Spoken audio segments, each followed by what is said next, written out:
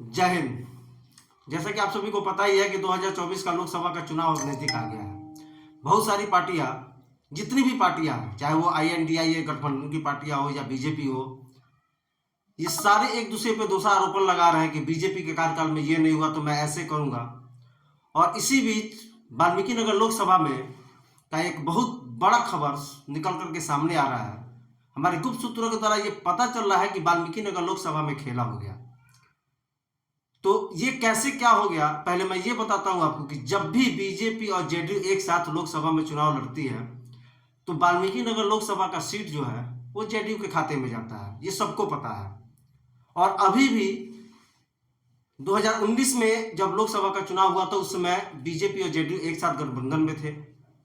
उस समय हमारे वाल्मीकि नगर लोकसभा के सांसद सुनील कुमार जी काफी बहुमत से जीत करके सांसद बने और अभी भी वो सिटिंग वहां के सांसद हैं। बीच में फिर जेडीयू पलट करके राजद के साथ बिहार में सरकार बनाई।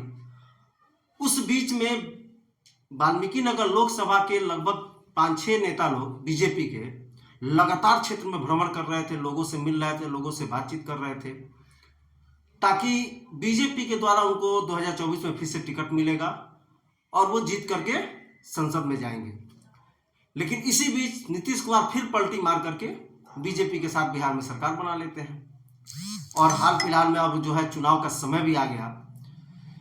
तो सबको ये लग रहा होगा कि भाई जब शुरू से वाल्मीकि नगर लोकसभा का सीट जो है जेडीयू के खाते में जाता है तो इस बार भी जेडीयू के खाते में ही जाएगा और जो भी जेडीयू के सांसद होंगे, सांसद प्रतिनिधि होंगे, वो चुनाव लड़ेंगे और उनको जीत मिल जाएगी। लेकिन खेला क्या हो गया कि अब इसमें तीसरी पार्टी एंट्री मारने वाली है, ऐसा सूत्रों के द्वारा हमें पता चला है, जिसका 80% कंफर्मेशन हो चुका है। 20% में नाम अनाउंसमेंट का इंतजार किया जा रहा है और वो कोई दूसरा कोई नहीं है, वो है लोजपा पार्टी के प्रदेश अध्यक्ष राजू तिवारी जी।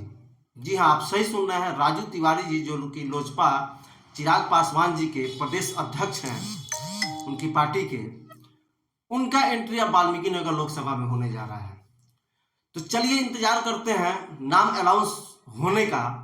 और बाकी जो नेता जो तैयार थे लड़ने के लिए, चुनाव क्षेत्र भ्रमण कर रहे थे और जो सिटिंग सांसद हैं वो भी प्रयास में थे कि चलो भाई अब मिल गए तो अब हमको टिकट मिलेगा, हम जीत जाएंगे।